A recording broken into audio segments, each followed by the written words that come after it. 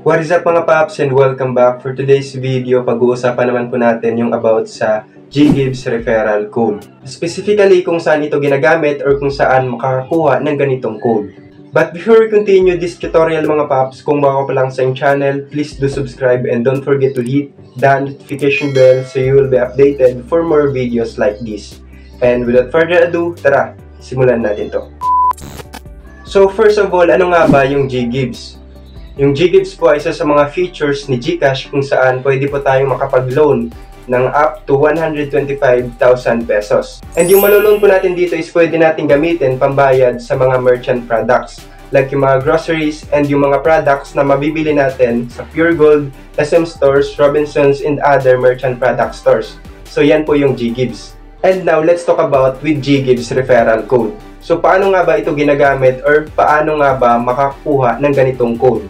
Based dun sa nakita kong source, yung GGives referral code po is ginagamit para po pataasin yung ating credit limit. So applicable po ito para dun sa mga qualified na for using GGives na may mababang credit limit. So ngayon ano nga ba yung credit limit na yan? Yung credit limit po na yan is yung maximum amount po na pwede nating ma-loan sa GGives. And pwede po nating bayaran through installment. Bawat GGives user po is may iba't ibang credit limit. Pero usually, nag-i-start po ito sa 1,000 pesos. Nagde-depend din po yung ating credit limit sa ating G-score and kung gaano tayo kaaktibong ginagamit yung mga GCash services like Paybills, G-Insure, G-Invest, Cash In, Cash Out, and other GCash services. And lastly, kung paano mo ginagamit yung inyong GCash wallet. Halimbawa, kung regular na may laman yung inyong GCash or kung regular mo itong ginagamit for transactions. So yan po yung mga factors na pwedeng maka-affect doon sa inyong credit limit sa GGives. So kung isa ka rin sa mga GGives user na may mababang credit limit, talagang kailangan mo yung GGives referral code para pataasin ito. Ngayon saan or kanino nga ba pwedeng makakuha ng GGives referral code?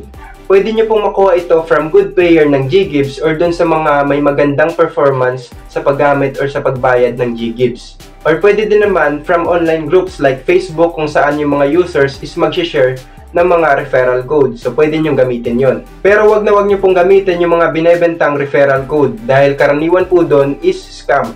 Yung legit po na GGives referral code is free pong binibigayan ng user dahil may benefits din po silang natatanggap if may nare-refer silang another user. So, be aware po tayo dun sa mga nagpapanggap lang na may binebentang referral code which is hindi naman talaga legit dahil marami na pong nabibiktima yung mga yon.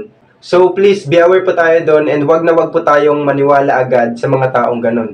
Make sure nyo po na yung GGives referral code na matatanggap nyo or makukuha nyo is galing doon sa taong legit para po makaiwas kayo sa anumang scam. And siguro po hanggang dito lang video na ito. Sana kahit papanis nakatulong and may natutunan kayo. See you on our next video tutorial. Have a nice day. Thank you and goodbye. Peace out. Parang The Boys lang. Or kung regular mong ginagamit ito for